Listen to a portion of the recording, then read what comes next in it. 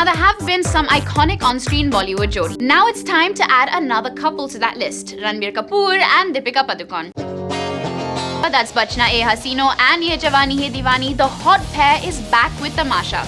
We are just 2 days away from the film's release, and we so expect them to once again blow us away with their sizzling chemistry. 9XC exclusively caught up with exes Ranbir and Deepika in Delhi for some Tamasha. Ladies and gentlemen, I have with me the gorgeous Deepika Padukone and the ever-charming Ranbir Kapoor. You recently took a train ride from Mumbai to Delhi, and how was the experience on the train like? Was it fun? Like, because I read that you find train rides extremely romantic. It was fun, but it was also tough, you know.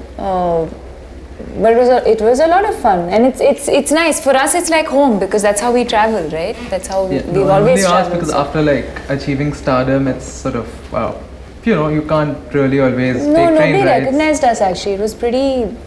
I mean, we thought we did feel like yes, there will be lots of crowds, and we went with a lot of security people. Okay. But especially in Delhi, you know, we had arranged for police protection and extra security and all. But when we came onto the platform, there was nobody.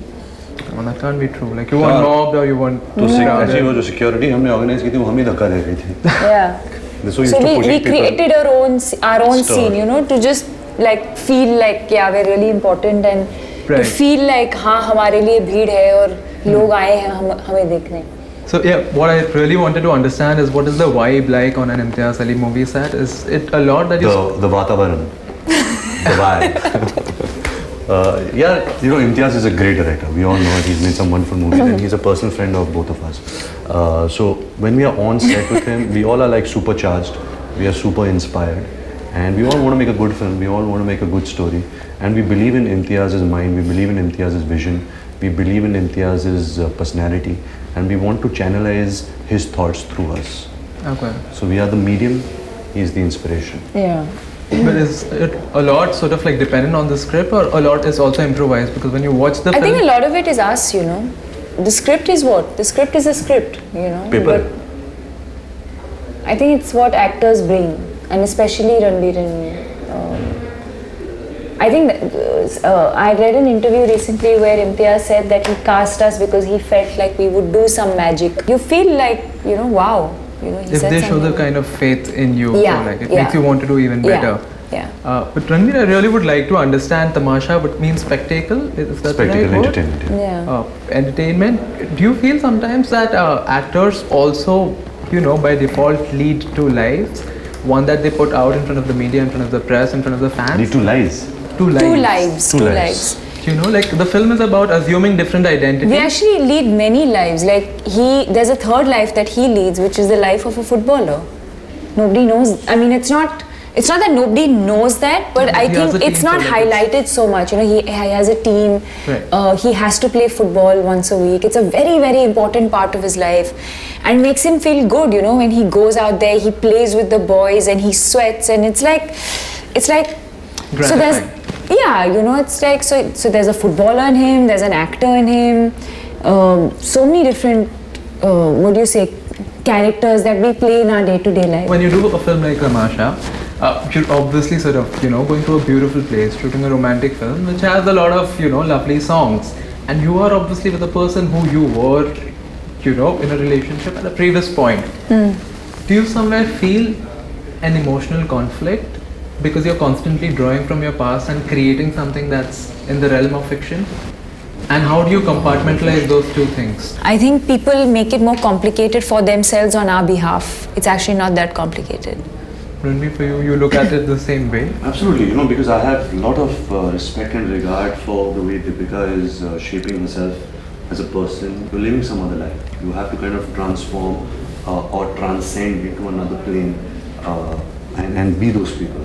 When you are those people, you have to feel those people. So yes, there's sometimes, you know, you do a romantic scene and you have to surrender to it. So you do have some sense of connect. But as actors, it's very important and it's very dangerous if you don't know the switch on and switch off button. But does it at any point put you in trouble with like people who you go back home to? Or my parents are pretty much, you know, they've been actors themselves. Right. And you know, when we go home, it's like conversation of, you know, how was work? And you know, when you come home, how your parents or whoever must be asking you, what's your day like? Yeah.